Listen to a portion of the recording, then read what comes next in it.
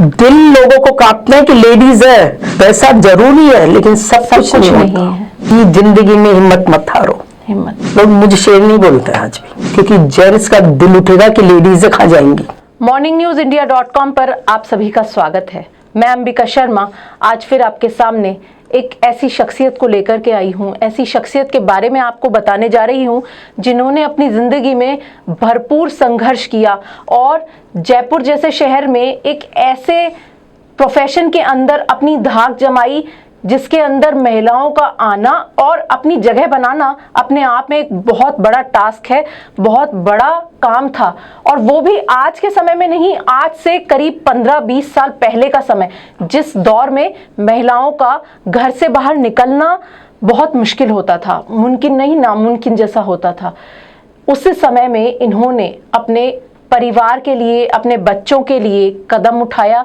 और वो दौर ऐसा जिसके अंदर महिलाएं नौकरी कुछ करती भी होंगी, कुछ नहीं भी करती होंगी, लेकिन वो प्रोफेशन, हलवाई का प्रोफेशन, एक मिष्ठान भंडार को संभालने की बात जहां आती है, वहां हम और आप सभी ये महसूस करते हैं, ये धारणा लेकर के चलते हैं कि उस दुकान पर एक आदमी बैठा होगा, गल्ला एक आदमी संभालता होगा, हलवाई की जो वो कढ़ाई है उसे भी एक आदमी ही चलाता होगा। लेकिन मंजू जी ने उस धारणा को बदल दिया, उस सोच को बिल्कुल पूरी तरह से तोड़ दिया और पोद्दार मिष्ठान भंडार गोपाल जी के रास्ते में यह दुकान है।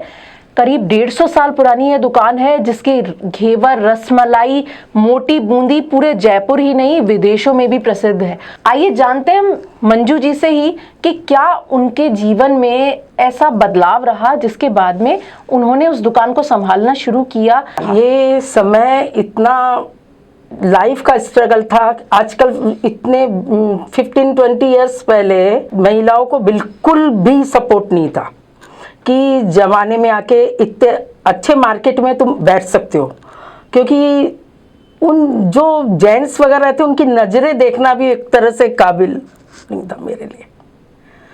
ज़िंदगी का सबसे स्ट्रगल था वो मेरा टाइम। मुझे मेरे घर वाले थे जो मुझे बैठाए गए कि आप शॉप बैठो, मेरे 2 डॉटर्स हैं। तो उस समय क्या हुआ ऐसा जो आपको दुकान की बागडोर संभालनी पड़ी? दुकान की बागडोर, मेरे हस्बैंड को किडनी ट्रांसप्लांट था। जब आदमी खुद बीमार हो जाता है वो कमाएगा नहीं, और ये बीमारी ऐसी है कि 50,000 रुपीज़ की है ना दवाई लगती थी। तो ऑपरेशन में 10 लाख उनके ख़त्म हो गए। ज़िंदगी स्टार्टिंग ही हुई हमारी, हमारे हस्बैंड बीमार हो गए और प्रॉब्लम किडनी प्रॉब्लम हो गई। वो डायलिसिस पे आ गए। मैं साउथ जाके उनका ऑपरेशन करवाया था। किडनी ट्रांसप्लांट कराई, डोनर लिया।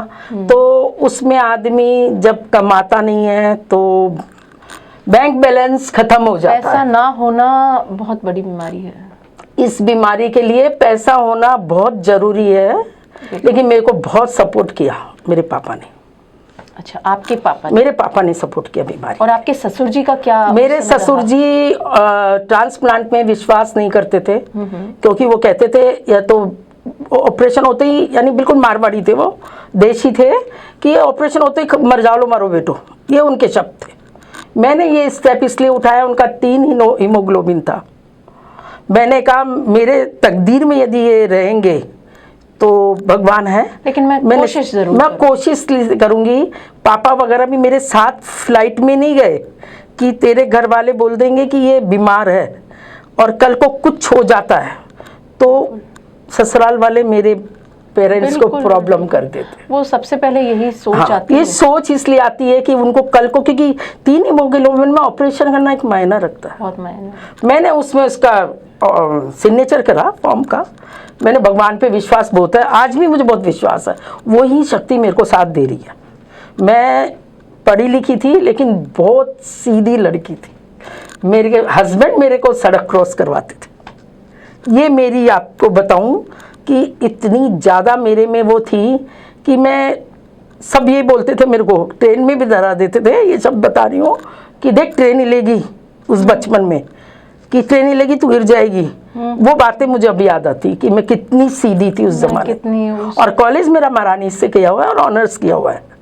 वो थोड़ा सपोर्ट रही। हाँ, पढ़ाई बहुत अच्छी रही, पढ़ाई शुरू बहुत से अच्छी पढ़ाई में रही, बहुत अच्छे रहे। सर्किल बहुत अच्छे रहे। लेकिन शॉप पे बैठने से मैं कम से कम 10 दिन पे बैठी शुरू में, लेकिन पूरा दिन नहीं, कभी 1 घंटे में बग जाती थी, कभी आधा घंटे में बग जाती थी। मुझे बहुत शर्म आती थी वहाँ कि देखो अपन यहाँ पे कैसे बैठे हैं, सब लोग देख रहे होंगे, क्योंकि उस माहौल में वो जेंट्स ही जेंट्स रहते थे, वहाँ लेडीज कहीं नहीं दिखती। मैंने और वो भी एक मतलब पति के खत्म होने के कुछ ही समय बाद में, मैंने 1.5 महीने बाद स्टार्ट कर दी थी शॉप। 1.5 महीने बाद। हाँ। ये अपने आप में एक बहुत बड़ी बात और है। मेरे दोनों दो रानियों को भी मैंने बैठा दिया 15 दिन में। बिल्कुल, ये एक विडंबना रही इनके परिवार के साथ में कि बीमारी या कुछ मिस हैपनिंग कहें। हेल्प के लिए मेरे बेटा नहीं था, मेरे डॉटर्स है 2। अच्छा, 2 बेटियां हैं। 2 बेटियां हैं, उनको पढ़ाया लिखाया। आज उनके लिए कदम उठाना बहुत जरूरी था। उनके लिए मुझे अच्छी परवरिश बहुत के लिए। बड़े इंसान ने एक शब्द कहा, तू अपनी मर्जी से जीना चाहती है तो शॉप पे बैठ, किसी पे डिपेंड होना चाहती है कि पिताजी आज देंगे कल कोई नहीं देगा खाना। बिल्कुल, ये मेरे दिमाग में बैठ गई कि तू फिर देख ले, कुछ भी नहीं कर पाएगी जिंदगी में, अभी जगह है, आप बैठो। मेरे को सपोर्ट बहुत अच्छा मिला, मेरे को बैक बहुत अच्छा मिला। मतलब आज जहाँ ससुराल वालों का पूरा सपोर्ट रहा आपको? ससुराल वाले शुरू में बिल्कुल एक्सेप्ट नहीं करे थे मेरे को। अच्छा, कि मैं शॉप क्यों जाती हूँ। मतलब ससुराल वालों के बिना एक्सेप्टेंस के, बिना उनकी मर्जी के आपने अपने दम पे मेरे मामे ससुर, मेरे चचे ससुर ने मुझे शॉप पे बैठाया। बैक मेरे पियर वालों ने बहुत सपोर्ट की, ले जाना करना, बैठाना। मेरी भाभीयों ने बहुत सपोर्ट किया मुझे। और फिर आप आगे बढ़ते चले? फिर मैं आगे बढ़ती चली। तो उस समय का क्या दौर था जब देखो आज से कुछ उस सालों टाइम पहले? ये था, मेरे ससुर जी की डेथ हो गई थी। आज के ज़माने में मदर इन लॉ कोई खर्च नहीं कर सकते, 10 दिन कर ले, 1 महीना कर ले, वो नहीं कर सकते। देखो उनकी खुद की परिस्थिति गृहस्थी ऐसी है कि वो अपना खर्चा उठाएंगे या किसी और को। बिल्कुल, ये तो अपन भी सोच सकते हैं। अभी आज मैं बैठती हूँ तो हक से लेती हूँ, यदि मैं डिपेंड होती तो मैं यूँ हो जाती। नहीं मांग सकते थे आप? मैं मांग नहीं सकती थी। आज मेरे बच्चों ने अपनी मर्जी से पहना करा, क्योंकि मैं शॉप पे गई। आज मैं भगवान को रोज सुबह उठ के शुक्रिया अदा करती हूँ कि आपने मुझे बहुत अच्छी जगह बैठाया। 2 चीज संभाली है। इस जगह पुरुष होता ना, वो गृहस्थी नहीं संभालता, शादी नहीं कर पाता। आज हम घर में बैठते हैं तो 10 लेडीज बैठती तो हमारे त्योहार भी मनता है। हम इस चीज को इतना नोट किया है मैंने कि जिसकी पत्नी खत्म हो जाती है, पति कैसे घर चलाता है, वो मैं देख के कहती हूँ पति जाने से पत्नी दोनों चीज चला सकती, पति नहीं चला सकता। ये कंफर्म मेरी है, अनुभव बहुत अच्छा है इस चीज का मेरे को। जब आपने दुकान पे जाना शुरू किया, एक मतलब हलवाइयों के साथ में डील करना शुरू किया, वो क्या समय रहा, क्या उसमें परेशानियां आई आपको, किस तरीके से आपने अपने जीवन को आगे बढ़ाया? परेशानियां ऐसी आई कि कैसे अपन इनसे बात करें। आज कभी जिंदगी में हमने बात नहीं करी। अच्छा। लेबर क्लास से हमारे ससुर जी बात ही नहीं करने देते थे। हमको शादी के बाद अकेले बाजार जाना भी अलाउ नहीं था। हमारे साथ गाड़ी ड्राइवर जाता था, हम आते थे, पल्ला सिर पे रहता था। बाबूजी से हम नहीं बोलते थे, ससुर जी से नहीं बोलते थे, उनको पसंद नहीं था। उस माहौल से निकल के मैं शॉप पे बैठना, मतलब हलवाइयों के साथ रहना, तरह से बदल गई जिंदगी की लाइफ। और हस्बैंड हलवाई का काम नहीं करते थे। अच्छा। हस्बैंड का ट्रांसप्लांट के बाद दुकान पे बैठाया गया कि थोड़ी लिमिट की जिंदगी से आदमी, इसलिए कि वो सर्किल है ना, वहाँ गुटखा खाना, ज्वेलरी वाले लोगों का थोड़ा अलग माहौल रहता है। तो मेरे ससुर जी ने उनको शॉप पे बैठा दिया। इस तरीके से लेकिन ये हमारे लिए इसलिए अच्छा रहा कि हम मना ज्वेलरी नहीं कर पाते, आज मेरे हस्बैंड जाते। ये भी भगवान को शुक्र है कि थोड़े दिन पहले हमारे हस्बैंड को बैठाया शॉप पे, तो आज हम ज्वेलरी छोड़ के हलवाई का दुकान संभाल के। भगवान है कहीं, भगवान सुनो है कहीं भी नहीं, हमारे लिए रास्ता बना देता है। इतना रास्ता बनाया है उसने मेरे को कि मेरी डॉटर्स की शादी में भी मेरे को प्रॉब्लम आई कि ब्रदर नहीं है। अच्छा। तो ब्रदर नहीं है, फादर नहीं है, शॉप यानी जो जाएगा जमाई भाई आएगा तो किधर बैठेगा।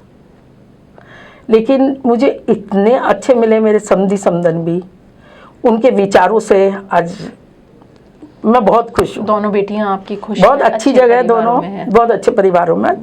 और एक हांगकांग है मेरी बेटी, बढ़िया, और बहुत। खुद बिजनेस करती है। उनको एक्सपोर्ट मैनेजमेंट का कोर्स कराया था मैंने। माँ को देख करके सीखते हैं बच्चे, बिल्कुल। एक्सपोर्ट एक कर लिया, बोल्डनेस भी आती है बोलने बेटियों में। आती। और ऑफिस संभाल रही है। आज मेरे जवाई जी बैंकॉक गए हैं, फिर लगाने पूरा ऑफिस संभाल रही है मेरी बेटी। क्या बात है। हर लड़की को हर चीज़ आना चाहिए, उसको कॉन्फिडेंस गृहस्थी का, घर का।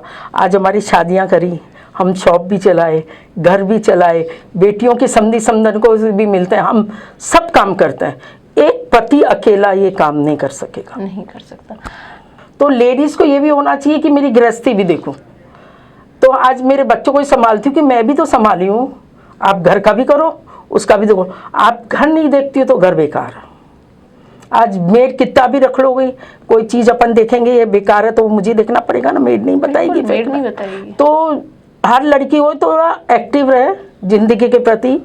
जितना एक्टिवनेस रहेगा उतना ही आदमी उसको बोल्डनेस करता रहेगा। मैंने ये चीज़ देखी, मैं कभी काम नहीं करी हुई थी, मेरे ससुराल में भी कभी मुझसे काम नहीं कराया। मेरी सास बहुत अच्छी थी, कभी काम नहीं कराया मेरे से। कहते आपको नहीं आती रोटी, मेरे को आप बोलती थी, मैं बना देती हूँ। अभी उस जमाने में मेरी शादी के 40 ईयर्स हो गए, 40 साल हो गए। 40 साल पहले मेरी सास के विचार कितने अच्छे थे। जी। मेरी दौरानी, मैं दोनों अच्छा, कभी आप और भी आपकी दौरानी हाँ, संभालती है। बिमला पोद्दार, मंजू पोद्दार, दोनों हम शॉप बना। लेकिन जो वो मंदिर के करते तो वही सब हम काम करते हैं। हाँ, लेकिन ये है कभी कहीं जाना होता है ना, कितनी बार दोनों को भी जाना पड़ता है, तो हम एडजस्ट करते हैं बहुत ज़्यादा। देखो ससुर जी के और हस्बैंड के जाने के बाद थोड़ी दुकान शॉप जो भी डाउनफॉल आ गई। अच्छा अच्छा। बहुत डाउनफॉल आ गई। हाँ, मेरे देवर बैठे हैं, उनकी डेथ हो गई, उठाने की उन्होंने बहुत कोशिश की, फिर हम लोगों ने भी बहुत उठाई। आज भगवान की दया से सब कुछ बहुत अच्छा है। सब कुछ बहुत अच्छा है। क्या खासियत क्या है आपकी दुकान की, जो जिसको लेकर के पोद्दार मिष्ठान भंडार का नाम आज भी चलता है? देखो, ये शायद एक शिव जी का रूप है। मेरे ससुर जी शिव जी के सेवक थे। अच्छा। वो शिव जी की मूर्ति लगा रखा है मंदिर में भी, दुकान में भी। उनका थड़ा बोलते हैं शिव जी का, बिजनेस की जगह वो थड़ा बोलते हैं। वो उसकी दया से आज भी पोद्दार का हर कोने में नाम है। यानी आज हमारे बच्चों को भी अच्छा लगता है कि हम पोद्दार जी की बेटे हैं। पोद्दार जी कि कौन मंजू से कोई नहीं जानेगा, पोद्दार लगाते ही सब मेरे को। एलएमबी के बाद की टक्कर की दुकान थी हमारी, गोपाल जी के रास्ते में, आज भी फेमस है। और पोद्दार की ये 2-4 चीज़ें, घेवर, फीनी, रसमलाई, मोटे दाने, रबड़ी के मालपुए, ये लोग खा लेते हैं ना, वो कहीं और से नहीं मुंह में लेते। पानी आ जाता है। रबड़ी हमारा रसमलाई और मालपुआ और मोटे दाने। पूरे जयपुर के अंदर रबड़ी के घेवर आपको कहीं नहीं मिलेगा, ये आपको मैं तो श्योरिटी उसकी क्या खासियत क्या है? आज भी हमारा उसे जो बनाने पनीर का क्या घेवर तरीका बनता है वो दूध से नहीं बनता, छैने से फट के हम पनीर का घेवर बनाते हैं और बिल्कुल फ्रेश मावे की उस पर उसके ऊपर रबड़ी लगाते हैं। मतलब ताजगी दुनिया के और शुद्धता, खराब चीज बिल्कुल नहीं देते हैं। दुकान का अनुभव मैं बताती हूँ। हाँ। मेरी दौरानी को लाई, मैं कहा देख दुनिया में नाम अपना वो हो चुका, ससुर जी गए, हस्बैंड गए, तेरे हस्बैंड गए, अब अपन को माल बहुत मुश्किल से मिलेगा, कभी भी उधार ढंग से जल्दी नहीं मिलेगा। दिल लोगों को कांपता है कि लेडीज है, पैसे देगी कि नहीं देगी ये लोग। ये शब्द मुझे आज भी याद है। आज हमको रोज नोरे खाते हैं देने वाले, लेकिन पहले देने वाले नहीं आते थे। जब हम दोनों शॉप बैठे, हम बैठे अकेली, लोगों समय का बदलता है, देर नहीं लगती, समय बदलते वक्त, यानी पैसे की माया बहुत है। ये भी बोलूंगी कि पैसा सब कुछ है, पैसा जरूरी है, लेकिन सब कुछ नहीं होता। लोगों को मैं वो भी बोलती हूँ कि जिंदगी में हिम्मत मत हारो। लोग मुझे शेर नहीं बोलते हैं आज भी। मैं आज भी ये बुराई नहीं करूँगी। इस जगह मेरे पति रहते और मैं चली जाती, वो इतना सपोर्ट नहीं कर पाते, घर को बिल्कुल नहीं कर पाते, मेरे बच्चों के, क्योंकि हमारा व्यवहार से लोग कहेंगे ना जाके कि ये लड़की की माँ है, बहुत अच्छी है। यदि मेरा व्यवहार मेरा गलत होगा तो वो कभी भी आएगा नहीं। मैं भी आज मेरी लड़की देने जाऊंगी तो 10 चीज़ देखेंगे, तो वो भी तो 10 चीज़ देखेगा। आपके बच्चों का क्या सोच रही? बच्चों को कैसे आपने दुकान को भी संभाला इतना लंबा समय? दुकान को संभालने के बाद लोग कहते थे देख लड़कियां हैं, ध्यान रखना, जमाना बहुत खराब था। दुकान को भी संभालना घंटों दुकान पर बैठना, सुबह से रात कारीगरों के के साथ 10 में डील करना और फिर अपने बच्चों को भी संभालना और उन्हें अच्छे आदर्श भी देना। अच्छा आदर्श, लेकिन इस चीज में ये मैं कैसे कैसे बहुत आपने सुखी मैनेज रही। किया, कैसे मैनेज किया? मेरा मैके भी पास में था। अच्छा, मैं अम्बाबाड़ी शास्त्री नगर मैके था। मेरी लड़कियों को कितनी बार वहाँ पे भी छोड़ती थी मैं, यहाँ पे भी देखती थी। हर लोग मेरी दोनों बेटियों की बहुत तारीफ करते हैं क्योंकि उनको संस्कार बहुत अच्छे दिए मैंने। संस्कार अच्छे मिले। और सबसे बड़ी बात, गलत चीज़ कभी नहीं। बस सब कुछ जिस दिन मैं ख़त्म हो जाऊंगी कोई गलत चीज़ कर ली तो, ये उनको कहा हुआ है। मेरा पूरा लोकल है परिवार, नाना मामा, मेरा मैके, मेरी मौसियाँ, सभी का अच्छा उनका सपोर्ट सबका मेरा इतना सपोर्ट रहा है कि जो भी पास में रहता तो मेरे लिए ब्रेकफास्ट भेज देते थे, लंच भेज देते, डिनर भेज देते मंजू के। मेरे को सपोर्ट सबका बहुत अच्छा रहा, मेरे मैके का भी बहुत अच्छा रहा। और अब मैं रोज़ शाम को खाना मेरी दुरानी का यहाँ से आता है डेली। मैं अम्बाबाड़ी नहीं खाती हूँ। क्या बात? मैंने इसको बैठी थी ना, मैं कहा देख दुरानी जिठानी का नाम नहीं लेना, अपन सिस्टर जैसे रहेंगे। बाहर पैसा पहले चुकाएंगे क्योंकि जेंट्स का दिल उठेगा कि लेडीज़ें खा जाएंगी। कि अगर किसी घर में लड़ाई झगड़े होते हैं तो बड़ी छोटी छोटी बातों पे लड़ाइयाँ हो जाती हैं कि भाई तुमने काम ज्यादा कर दिया या तुमने काम कम कर हमेशा दिया। दुरानी जिठानियों में झगड़ा होगा। लेकिन मंजू जी और विमला जी, ये दो नाम ऐसे हैं जिन्होंने देवरानी जेठानी के रिश्ते को दूर करके बहनों का रिश्ता निभाया और दुनिया के सामने एक मिसाल बनी कि हम महिला हैं, हम कुछ भी कर सकते हैं। और देवरानी जेठानी हमेशा लड़ती नहीं है, हमेशा प्यार के साथ में भी रह उसको सकती सींचा है। जा सकता है। आज मैं जो रह रही हूँ, ये दोनों फूल है, ये रिश्ते फूल रिश्ते हैं, हैं। उन्हें हमें प्यार से सींचना जरूरी है। हम दोनों बहुत अंडरस्टैंडिंग बहुत अच्छी रखते हैं। खाना पीना हमारा साथ रहता है शाम का। मॉर्निंग में घर से खा के आती हूँ। क्या बात है, बहुत ही अच्छे विचार, बहुत ही अच्छी सोच। मेरे को लोग बहुत बोलते हैं तू अकेली है, तू क्या खाती होगी, लेकिन मैं बोलती हूँ ना मेरी दुरानी रोज खाना बनाती है। जो भी मैं खाती हूँ उसको खाना हो तो मैं कभी बोलूँगी नहीं कि मत, क्योंकि मैं थोड़ा बीपी डायबिटीज़ हूँ तो मैं उसको बोल देती हूँ बना ले, मैं खाऊँ नहीं, लेकिन वो इस बहाने खाती है क्योंकि वो भी अकेली पड़ती है। बच्चे आजकल खाना अलग खाते हैं, हम लोगों का है। आज अपन खाएंगे बाजरे की खिचड़ी, बच्चे थोड़ी खाएंगे। बिल्कुल, गट्टे दाल ऐसी चीज़ें अकेले के लिए नहीं बन सकते। वो रोज़ शाम को बनाती मेरे लिए, खुद के लिए। जानिए आपने मंजू जी की कहानी, उन्होंने किस तरीके से अपने जीवन में स्ट्रगल देखे, बदलाव देखा जिंदगी में। जिस इंसान ने एक पानी का गिलास भी अपने हाथ से नहीं उठाया हो, उसने इतने बड़े समाज के सामने जाकर घूंघट को उतार के और उस दुकान को संभाला, आगे बढ़ाया।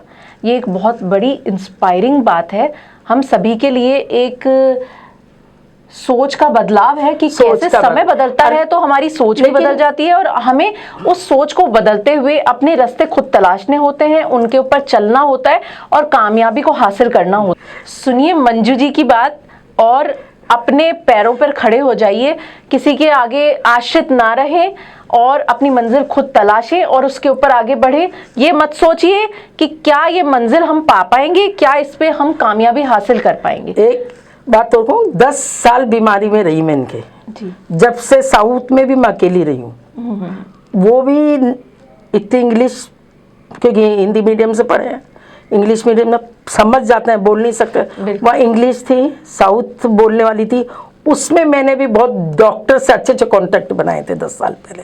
तो वो चीज़ देखते आते हूँ कि लेडीज़ के हाथ में सब कुछ है। ये भी नहीं कि पैसा नहीं हो, कुछ नहीं हो, आप अपने बुद्धि से, व्यवहार से आदमी को इतना जीत सकते हैं कि आपके लिए 10 खड़े हो जाएंगे। 10 खड़े हो जाएंगे। वो मेरे लिए खड़े हुए थे। जानिए आपने मंजू जी की कहानी। morningnewsindia.com पर ऐसी ही कहानियों से हम आपको रूबरू करवाते रहेंगे और ऐसी ही शख्सियतों से हम आपको मिलवाते रहेंगे। बहुत बहुत धन्यवाद।